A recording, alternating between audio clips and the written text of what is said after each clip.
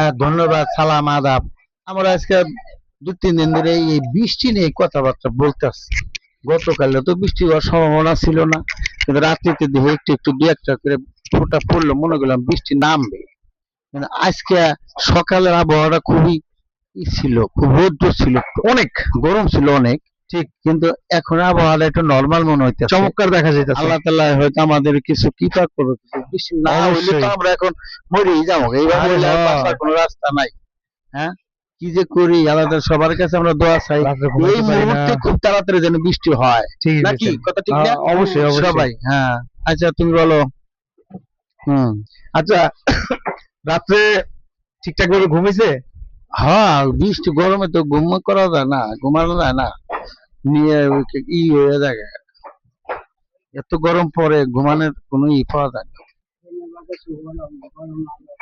আচ্ছা, আপনার পুরনো কোনো ভূতের গল্প টল্প মনে আছে? পুরানো ভূতের গল্প মনে আছে। আমাদের আমাদের বাড়ি তো টাঙ্গাইল, আমাদের গ্রামের উত্তর সাইডে একটা বট গাছ ছিল, পুরাতন বট গাছ। আচ্ছা আচ্ছা, এই বট গাছে মানুষ অনেক কিছুই দেখছে। আমার জীবনে আমি খালি ছাত্র জীবনে খালি শুনছি, মানুষে দেখছে, কিন্তু আমি কোনোদিন বুঝতে পারিনি। একদিনকে কার্তিক মাসের দিন আমাদের বট গাছের পাশ দিয়ে আসলে খাল, অনেক দূরে থেকে পানি পানি স্রোত আসতো, পানি শুকিয়ে গেছে। শুকানোর পরে পুঁটি মাছ ঝাঁকে ঝাঁকে ওই খাল দিয়ে নামতেছে, মানে উত্তর দিক থেকে দক্ষিণ দিকে নামে আসছে নামতেছে। মাঝে কি করছে, তার নাম আসলো চান্দু জাইলা, কইতাম চান্দু জাইলা। হ্যাঁ, চান্দু জাইলা কি করছে, ওই জাকি জাল দিয়া এক খাড়ি মাছ মারছে। বড় খাড়ি আছিল, আগে যে খাড়ি আছিল না বেড়া গো, ওই খাড়ি দিয়ে মাছ মারছে। সেইটা ওই মাছটা উনি ওই বট গাছের নিচ দিয়া একটা রাস্তা, উল্টে একটা রাস্তা আছে, দক্ষিণ দিকে একটা বাজার আছে, ওই বাজারে নিয়ে যাবো অবশ্যই, হ্যাঁ বিক্রি করার নিয়ে নিয়ে যাবো। এখন পরে কি করছে, যে ওই মাছের ওই বট গাছের নিচে যখন আইছে, দুবার জায়গায় নামছে, তখন উপরের থেকে এক লোক একটা জিনিস কইছে, ওই চান্দু যাইলে আমরা মাছ দিয়া যা। দিনে তো যেদিকে চকে মাসে কাজ করতেছে, তার তো সাহস, বলে কি দিনে আমার এত বড় কথা কয়, কেরা তুমি আমার কাছে মাছ চাও, এত বড় সাহস। আচ্ছা আচ্ছা, উপরের দিকে তাকিয়ে দেয়, বট গাছের দুই ডালে, অনেক দূরে ডাল, দুই ডালে তুমি পাও দিয়া ওসুর মূর্তি আছে না, এরকম গোপ টোপ দিয়ে চুল বড় বড় চোখ দিয়া, চোখ বড় বড় করে জাইলের দিকে তাকিয়ে গেছে। জাইলে ওই দৃশ্য দেখে খালি মাথা উপরের দিকে দিয়ে খালি তাকিয়েই রয়েছে। আচ্ছা আচ্ছা, কাম সারা হয়ে গেছে গা, এর জীবন শেষ করে লাইছে। পরে আদি জিনিসে উনি ধরছে, শয়তানে ধরছে, বড় শয়তানে ধরছে, আজরাইল শয়তান ধরছে। পরে শেষে অনেক দূরে থেকে এক লোক আসতেছে, চান্দু কাকার মতো দেখা যায়, মাছের খাড়ি নিয়ে খালি উপর দিকে তাকিয়ে রয়েছে। শেষে কি করছে, এই উনি রমন এসে ধরছে, ধরার পর উনি ঠাসে পড়ে গেছে। পড়ে যাওয়ার পর তার কোনো জ্ঞান নাই, মানে অজ্ঞান হয়ে গেছে। হ্যাঁ, জ্ঞানটা তো দুনিয়ার সব লোকজন আইসা সামনে আমাদের গ্রামে এক বাড়িতে নিয়ে গেল, নিয়ে যাওয়ার পর জ্ঞান টান নাই। পরে কি করছে, এই পরে তার বাড়ি আবার আরো আধা কিলোমিটার দক্ষিণে, বাড়িতে নিয়ে গেছে। আচ্ছা, বাড়িতে নেওয়ার পরে এই ডরের ঝাড়া ঢাড়া দিচ্ছে, কোনটাই কামড়লা। শেষে এমন জ্বর আইলো, জ্ঞান আর আসেই না। পরে ডাক্তারের কাছে নিল, 2-3 দিন পরে ডাক্তারের কাছে নেওয়ার পরে বললো, এর তো অবস্থা খারাপ, এই জ্বর তো কমবো না, এর মনে হয় পিত্তির মধ্যে আঘাত পেয়ে গেছে। ডর ভয় পাইয়া, পিত্তির ভিতরে ভয় পাইলে, পিত্তিতে আঘাত পাইলে অনেক সময় গইলেও যায়, মানুষ আর বাঁচে না। পরে শেষে কিছু আপনারা এই করেন, এর যে অবস্থা আপনারা বাড়িতে নিয়ে যান, উনি যতদিন আছে উনি যা যা খাইবার আপনারা খাওয়ার, এই লোক আর বাঁচবে না, ডাক্তারে বলছে। শেষে বাড়িতে নিয়ে আসছে, আসার পরে 15-20 দিন পরে সে মারাই গেছে। হ্যাঁ, এই হইলো আমাদের একটা বট গাছের। আল্লাহ,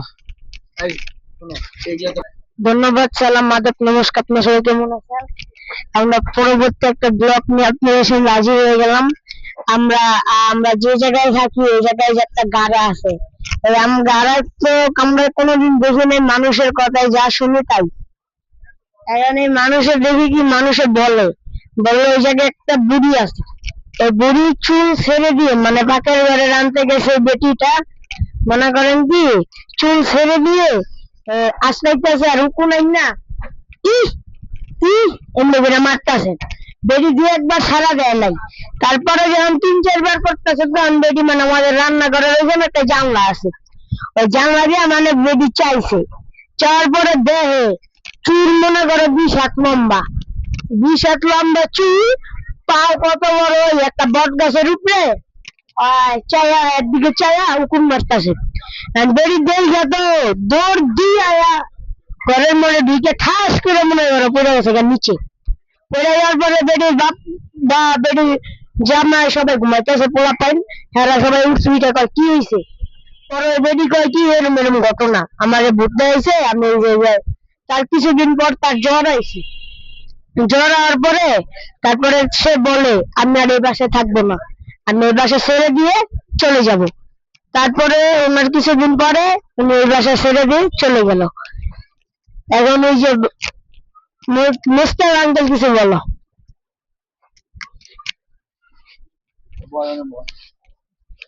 আসসালামু আলাইকুম ওয়া রাহমাতুল্লাহি ওয়া বারাকাতুহু। যে যেখান থেকে আমাদের এই ভিডিওটা দেখছেন অবশ্যই অবশ্যই লাইক কমেন্ট শেয়ার করবেন। আমার একটা কথা মনে পড়লো রূপমের কথা শোনার পর। আমি একদিন একটা প্রোগ্রামে যেতেছিলাম, একটি বিয়ে বাড়ির গায়ে হলুদের প্রোগ্রামটা চাঁদপুর। তো হঠাৎ করে মানে ফোনটা আসলো যে একটা প্রোগ্রাম চাঁদপুর। তখন আমি চাঁদপুরে রওনা দিছি। আমরা ছোট একটা লঞ্চে উঠলাম নারায়ণগঞ্জ থেকে। ওই লঞ্চের পথে যখন আমরা রওনা দিছি, যেতে যেতে যেতে যেতে রাত্রের 7টা-8টা বাইজে গেছে গা। বাইজে যাওয়ার পর আমরা একটা শ্মশান খোলা বলা হয় হিন্দুদের, ওই রাস্তা দিয়েই যাওয়া লাগে আমরা যে এলাকাটার ভিতরে প্রোগ্রামটা করতে যাব। তখন হঠাৎ করে আমরা 5 জন লোক, আর আমাদেরকে যে নিতেছে সে একজন। যাওয়ার পথে রাত্রে, বেশি রাতও না কিন্তু 8টা বাজে, ওই জায়গাটার ভিতরে হঠাৎ করে কান্দাকান্দির আওয়াজ। তা আমি ওই লোকটাকে জিজ্ঞেস করলাম যে এখানে চিক্কোর বয়স্ক লোকের কান্দার যে আওয়াজটা, এই আওয়াজটা কোথা থেকে আসলো? তখন ওই ব্যক্তি বলল যে ভাই পিছন দিকে তাকাইয়েন না, পিছনে তাকাইলে ঝামেলা হইব, আপনারা সোজা আমার লগে হাঁটতে থাকেন। তখন আমি আর পিছন দিকে না তাকাইয়া আমরা সবাই মিলে সামনের দিকে হেঁটে চলে যাচ্ছি। তা আমাদের কাছে মনে হলো কি আমাদের পিছন সাইডে মস মস মস মস করে পাতার শব্দগুলো পাতার শব্দগুলো মানে শুকনো যে পাতাগুলো আছে না, যখন পাড়ায় গেলে যেভাবে মস মস মস মস করে একটা শব্দ আসে, সেরকম শব্দ আমাদের কানে বাজতাছে। আমরা তো প্রত্যেকটা মানুষ আতঙ্কের ভিতরে, ভয়ের ভিতরে আছি। তার মানে ভয়। সেই আতঙ্কের ভিতরে আমরা রওনা দিছি। এখন আমরা যতই হাঁটি আমাদের যে বাড়ির ভিতরে কি আমরা প্রোগ্রামটা করব সেই বাড়ির কাছে আর যেতে পারি না। নিঝুম রাত, আস্তে আস্তে রাত ঘনিয়ে যাচ্ছে, রাত্রের বাজে 9টা। গ্রাম দেশ তো, মানে মনে হয় কি আমাদের কাছে রাত্রে 1টা-2টা বাজে গেছে গা ওই গ্রামটা। তখন এক পাশে খাল, এক পাশে বিল, আর মাঝখান দিয়ে রাস্তা, পাশে পাশে ডানে বামে তাল গাছ, খেজুর গাছ, বিভিন্ন গাছ গাছালি, ওই গভীর জঙ্গলের ভিতরে আমাদেরকে নিতেছে। এখন আমার লগের লোকেরা বলতেছে যে ভাই এই লোকটা কি আসলে কোনো ভালো লোক, আমাদের কোথায় নিচ্ছে? আমরা বল আমি বলতেছি আচ্ছা দাঁড়াও, মধ্যে গতি তো ভালো বোঝা যেতেছে না, দেখি কি করে, তোমরা আমার লগে থাকো, আর যদি কোনো উল্টা পাল্টা কাহিনী করে আমরা 5-6 জন মিললে ওরা ধরবো, তোমরা সাবাস রাখো ভিতরে। পরে কয় আচ্ছা ঠিক আছে ভাই, আমরা চলে যাচ্ছি। যাইতে যাইতে যাইতে যাইতে, হ্যাঁ, একটা গভীর জঙ্গল দিয়া পরে একটা আমরা বাসার ভিতরে পৌঁছাইছি। ওখানে বিয়ার লাইট লুইট লাগাই না, সাউন্ড সিস্টেম লাগাই না, ওখানে গান বাদ্য বাজতেছে। তখন আমাদের মনটা পুরো ফ্রেশ হইলো যে না আসলে একটা বিয়ের প্রোগ্রামই আমাদেরকে নিয়ে আইছে।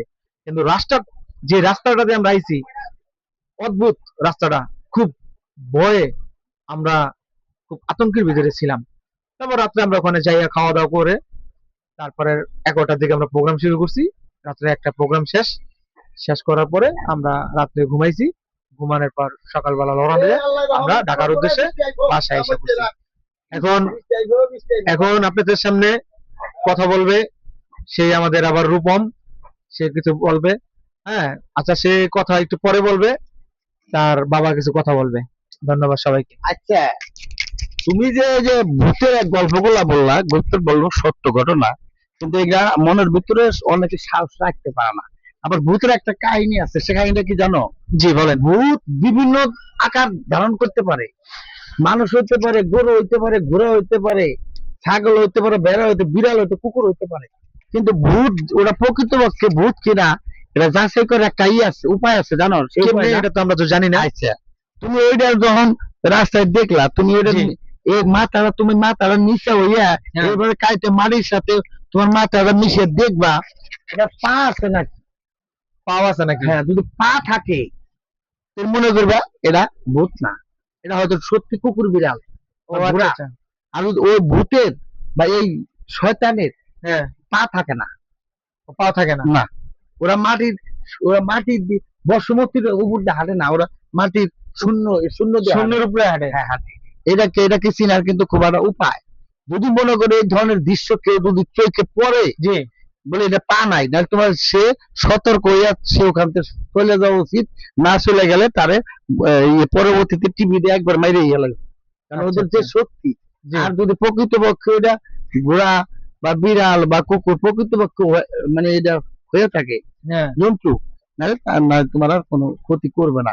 এই জিনিসটা সবারই লক্ষ্য করা উচিত। মানুষ বিভিন্ন জায়গায় এই যে কই যে ভূত নাই বা জিন নাই, আছে, এখনো আছে বিভিন্ন জায়গায়, সুযোগ পাইলে ওরা সৎ ব্যবহার করে, বুঝছো? আচ্ছা, আচ্ছা। এই আর কি।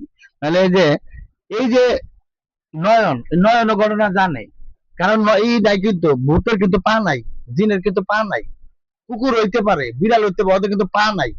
যদি পা থাকে প্রকৃত ওটা ভূত না, ওরা আসলে মানে ওই কুকুর হয়েছে, বিড়াল হয়েছে বা আচ্ছা, ঘোড়া আচ্ছা। হয়েছে, এটা কিন্তু এটা চিনার কিন্তু একটা উপায়। এটা আমাকে মুরব্বীরা বলছে, তাই আমি শুনছি। আজকে কথাটা আমার হঠাৎ করে স্মরণ হইলো।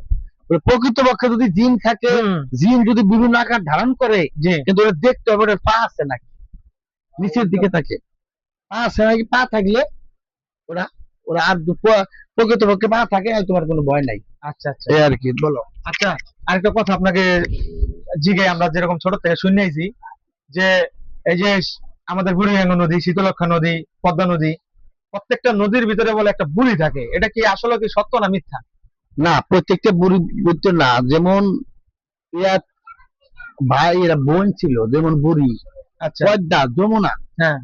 এরা এরা আদি যুগের কথা, এরা শোনার কথা, বা এরা বোন ছিল, বোন। মানে মানে একজনে এক নাম নিয়ে তারা এই নদীটা হয়েছে, এটা শুনছি। কিন্তু বুড়ি গঙ্গা এটা এটা এটা তার নিজস্বই নাম, এটা বুড়ি গঙ্গাই।